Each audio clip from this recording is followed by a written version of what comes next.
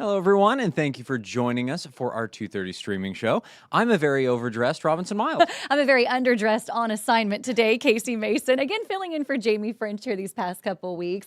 Enjoyed having some time in the afternoon with folks I don't normally get to see here. See, there you go. That's right. I could not give you a hard time, but I choose not to. I was it's a more little, fun this way. A little underdressed here. So I tell you what, you got the looks. I'll give you the information. There we go. No, you've had a very busy day. It's just more fun to tease you about it.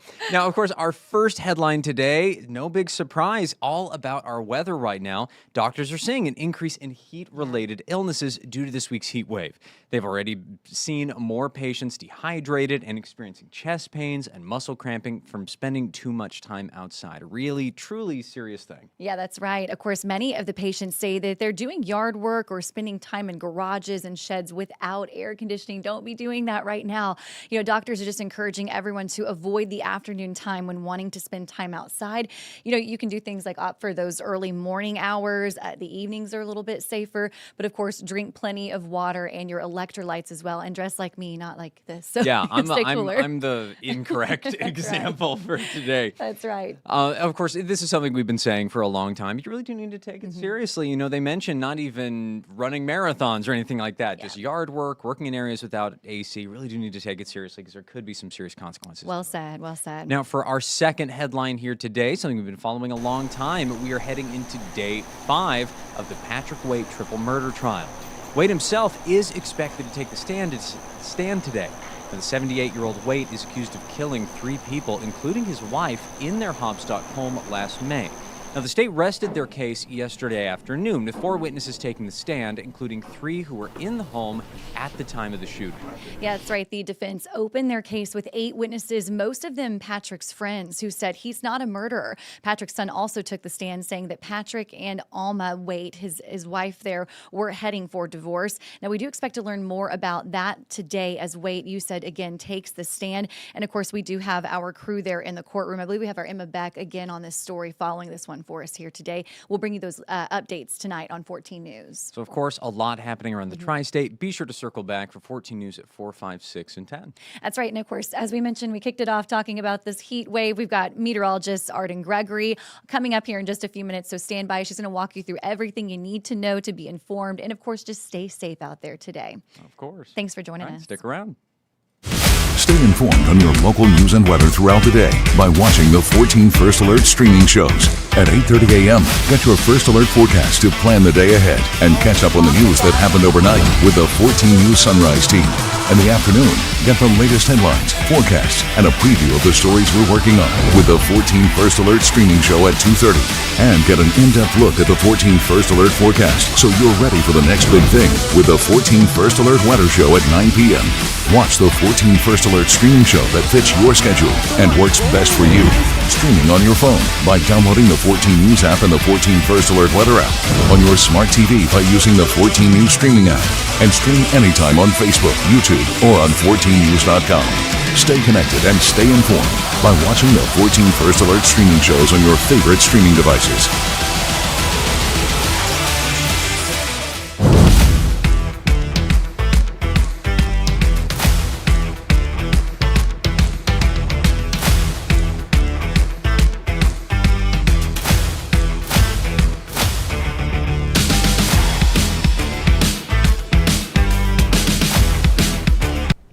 Good afternoon. I'm 14 First Alert meteorologist Arden Gregory, and we remain on alert for this dangerous heat wave through the end of the week, but I have extended it on into the weekend too. Now, this weekend won't be as hot, but I still think we could be right up around that dangerous point of heat index values into the triple digits. There's also a chance for some storms this weekend too. I'll walk you through both, but let's start with this heat wave. This is a huge heat wave. We've been talking about it for several days already. We've got heat alerts that stretch from Kansas all the way to the East Coast and from the Great Lakes all the way down to the Gulf Coast as well. The tri-state is caught right in the middle of this massive heat wave. and we remain under an extreme heat warning until 8 p.m. on Friday. So it does still seem like the worst of the heat will be over after Friday. So we still got to get through the rest of this afternoon, tomorrow, and Friday. After that, we will see some relief, but I still think it's going to be right on the brink of dangerously hot on into the weekend. And there's so many outdoor plans with America's 250th here. And so I did extend that heat alert, but there's also that chance for storms too. So we kind of are monitoring both of those as we get into the weekend. Right now, no storms to speak of, just a few fair weather clouds. See those little white dots on the map? Those are all clouds showing up there. Mostly sunny though, and it's going to be mostly sunny through the rest of the day today, and then clear skies through the night tonight as well. Tomorrow will be mostly sunny again, but as we often do, we'll see some clouds starting to bubble up in the heat of the day, starting around lunchtime and continuing into the afternoon. Tomorrow, though, I think some of those could produce an isolated shower or even a thunderstorm. A good chunk of the day on Thursday is going to be dry. Many of us may stay dry all day long, but from about the middle of the day on through Thursday afternoon, there is just this isolated chance that a few spotty showers and thunderstorms will pop up across the tri-state. Then as the sun sets, those showers and storms will kind of lose their energy and taper back off. And then I think we'll be mostly clear and dry again overnight Thursday night. Friday, we kind of rinse and repeat that same forecast. Plenty of sunshine, but this isolated chance from about midday through the afternoon of an isolated shower or maybe even a thunderstorm. But again, I think those rain chances will kind of taper off as we head into Friday night. So for those fireworks shows that are happening Friday night, I still think the weather will be okay there. The temperatures have really been the big story this week. It's still hot and humid out there now. Our temperatures are currently sitting in the low to mid 90s. It's 91 in Evansville, Henderson, and Owensboro. Mount Vernon all the way up to 94. Madisonville sitting at 93. But when you factor in the humidity, it feels like we're all in the triple digits.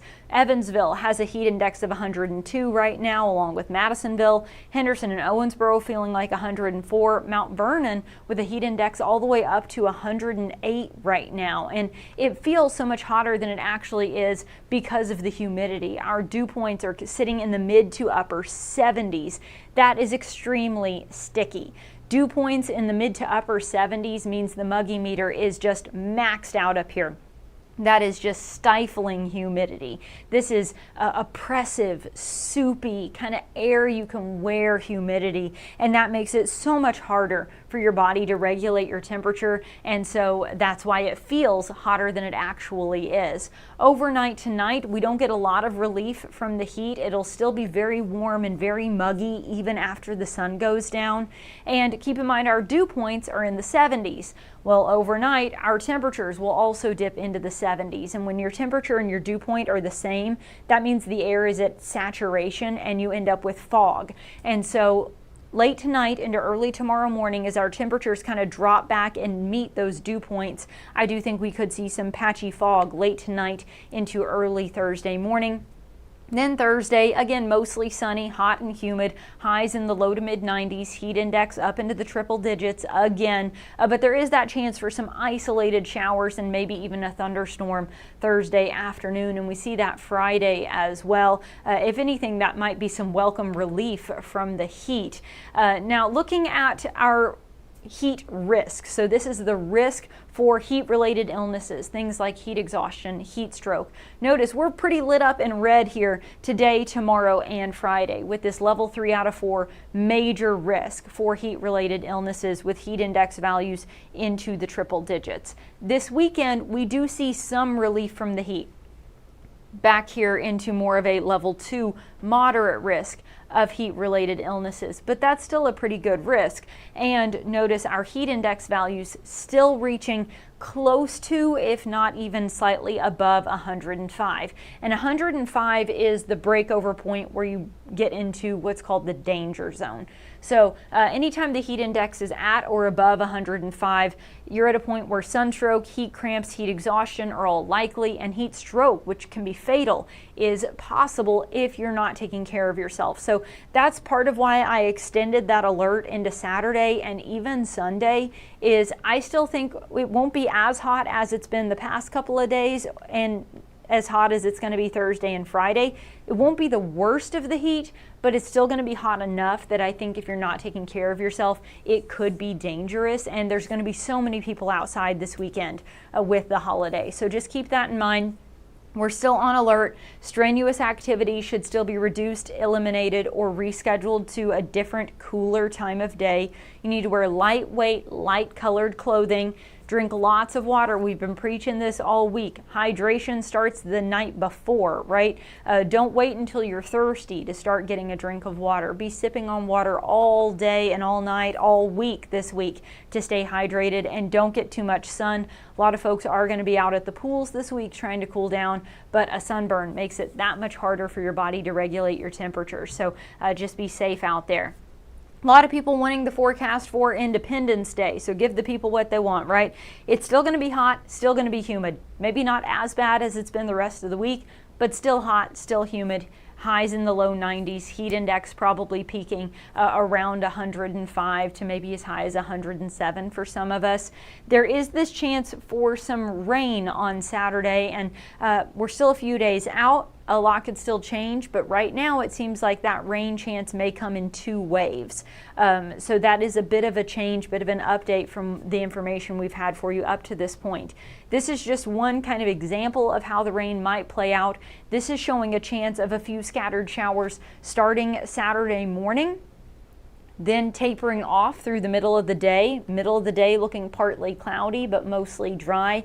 Then it has the rain chances picking back up Saturday evening into Saturday night. So hopefully those rain chances will hold off late enough that we can still get those fireworks in. But just know that it does seem like we have a chance of rain kind of on and off through the whole day on Saturday, but it does seem to be focusing kind of one round earlier in the morning, then another round later in the evening. So we may get through most of the day on Saturday with mainly dry conditions, but there's still that chance that you could get caught under a shower or even a thunderstorm, and these aren't going to be moving very fast. So wherever this rain pops up, it may kind of park itself there for a while, and some of that rain could be on the heavy side. I don't think we'll see widespread soaking rainfall like what we had this past weekend. Certainly nothing like what we had this past weekend. I mean, some of you saw 10 inches of rain over 4 days, but the entire tri-state is sitting at a level 1 risk for some isolated flooding on Saturday, just because there's not going to be much of anything to move these storms.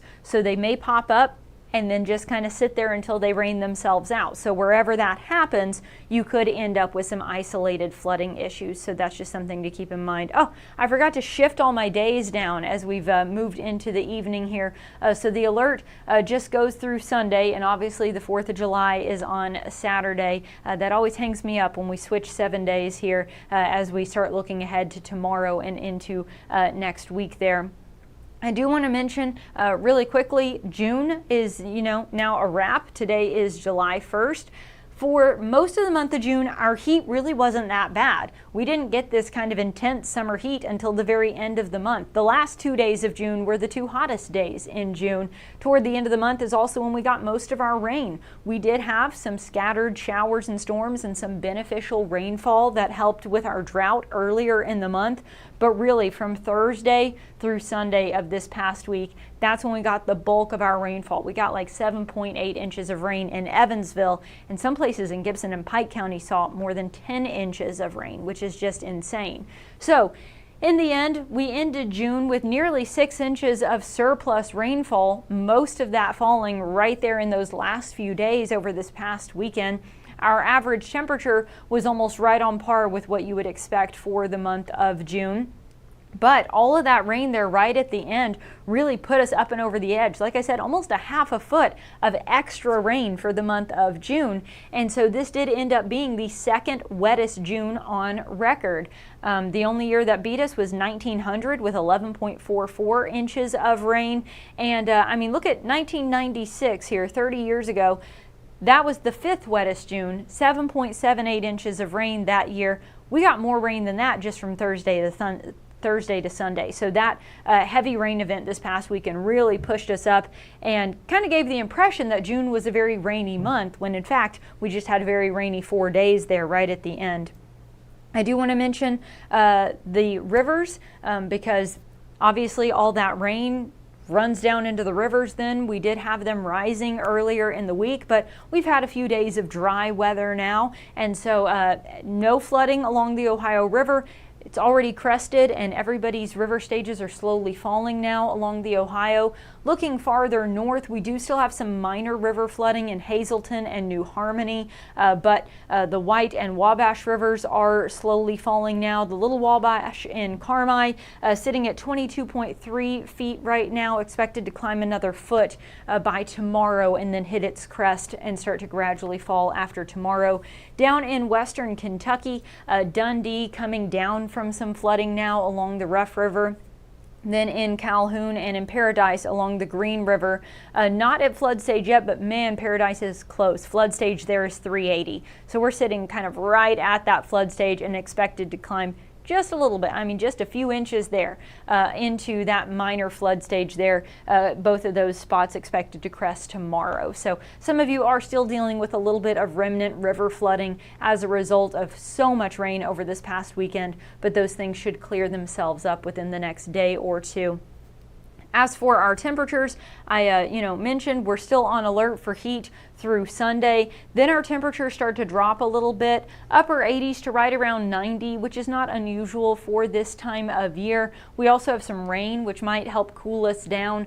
We've got those isolated chances for some pop-up showers tomorrow and Friday. Better chances for some more scattered rain over the weekend, and then our best chance of rain looks like it's going to be early next week. But even that, we're not talking about a washout here, just a few scattered showers, maybe a thunderstorm, just kind of an unsettled pattern where it's not going to rain all the time, but every day you just get one more chance of rain, just a few showers here or there, just kind of every day through the end of this week and into the start of next week.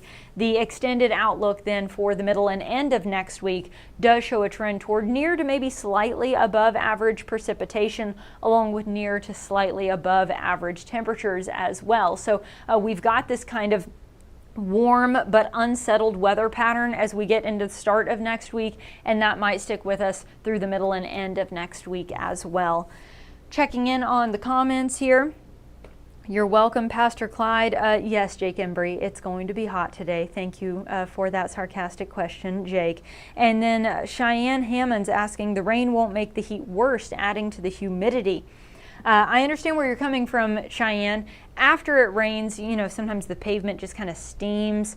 Man, it will add to the humidity if the sun pops back out afterwards and really heats things back up. But in the moment, rain will drop the temperature. So yes, it will still be very humid, but it's humid anyway. So really the rain pulling that temperature down by even a few degrees will help out. So yes, if you do get some rain, it will cool us off. But if anything, it is just an indication of how much moisture there is in the atmosphere right now, that these clouds that bubble up could basically become full and then start raining very quickly because we've got just so much moisture in the atmosphere. All right, I'm not seeing any other questions, so I'm going to go ahead and wrap this up. Chief Meteorologist Jeff Lyons will have an updated look at your forecast on 14 News tonight at 4, 5, 6, and 10, and he'll do another streaming show here tonight at 9, so I hope you'll join him for that then. Stay cool, stay hydrated, and have a good rest of your day.